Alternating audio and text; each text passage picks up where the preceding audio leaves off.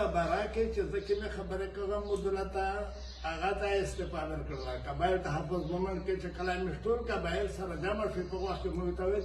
چه دا خود مشتور دا قدو چه مشتور دا یو سری که بازات مشکل لای قبایلی رو بیا میر واداتا چشتا پدا که زنایت اگو وقت پرنایت سی پر املک ناصیر و بلای نبی خپل کرتا و دا خپل خالتا رو بلای نبی اخو دا یا د نن ورځې پر اول خدا ظلم وکړه چې مړی د میرنا وکړل د پاکستان حکومت او نیولای اکه سینه په دجور کړی دی په میدان کې د ملک ناصر سدای دا صرف دا پټیم نه دی دا بل شای نه دی دا صرف قبایل دی او پښتین دی نن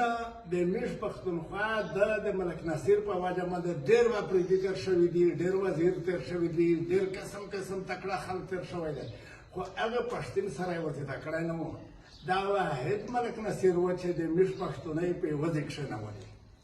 او نن مو داسې ولیدل په دا مشروم کې چې هغه ورا د بلوچستان دوی جنکۍ دي محرم دی هغه فزیوتای دي او نه د میش د قبایل مشروم چې دا وایي چې زه غیرتي یم یا زه پښتون یم یا زه داسې یم خدای بندګونه به خپلې کیرینه ته چې و ښځې ته ورننوځي هغه ښځې پیغرینه زونینه وسوتی هلته وایي چې د توسو ملک ناصر و چې توس د پښتونۍ غونډ په وپېژندی په ټوله دنیا یې وپېژندی د توس د پوره یا اوس څه کو توس د پوره یې تکلیفونه تېر کړل توس نه هغه نن نیولی دی د دروېږې کیسې نه دي پې لګوي که یو کیس پې جوړ کړو بل پې جوړ کړو بل پې جوړ کړو په دا باندې توس یا نه دغسې وکیرینه طریقه صحیح خدای قرآن ته وکسئ چې څومره مشرون یې پګړۍ کښېږدئ دغه نه دا ښه ده چې میشتوس د ښځې نه میشتوس بنګړي وروکړي و خپل سینه ته واچوي که هغه نه وه بس ټیم نه وروسته چې کله ټیم کښېږدي زه چیرمن محمد حسین ته ډېره خبره کوم چې دا د موږ یو غیرتي مشر دی او ښه زبردست غیرت دی پکې دغه چیرمن صاحب ته دغه وکړه چې ته یوه جرګه جوړه کړه هغه خلکو کې منتخب کړه خالد صرف ووایه هغه خلک منتخب کړه چې هغه د مهرنګ بلوچ نه زون لښکرې بلي چې بیا د مهرنګ بلوچ دا د میشتوس په ښځه کې یوه ورځ داسې ښځه پیدا کړي چې اور وځي د میشتوس که اور ووتې د قبایلي او د پښتنه ښځې توس ته په خدای قسم وي چې توس بیا څه کوي هغه راوځي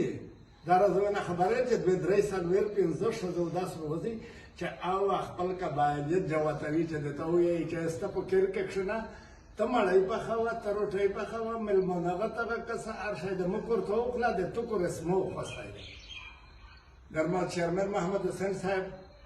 دا یوه جرګه په مخ روبله چې ټول سره یې وځي ته ځي پېښور کې دې خوښه کړله په کیمزې دې خوښه کړله د ډیای خان پیره د شمالي د جنوبي وزیرستانونو غونډ مې تردرلي چې په دا کې څه مرکه وکړي مشوره وکړي چې آیا د میش سره د دغه ظلم کېږي په میش کې یو غیرتي چې الله پاک جوړ کړو هغه باندې د دروېږې مقدمې جوړېږي هغه د نن په جیل کې یار به مددګار نوستوي او د تو کې منه قبایل یې ته د کې منه پښتون یې چې ته نن په دا باندې او ډي سیک دی ای سیک دی یا د سپیچ کینګ دی ته په دا خوښوې چې ښه د ملک ناصر یې ونیو ملک ناصر په دنیا کې د میش نوم جوت کړی دی د پښتنې په پښتې کې یې جوت کړو په ټوله دنیا باندې زونو پېژنده دا نن چې دا دی په جیل کې دی هېڅ خبره نه ده چې دا څېره وخت یې پکې تېر کړه دره د میره تر کړو الحمدلله نه دی په قبیله کې داسې کسونه شته چې او مشر جوړوي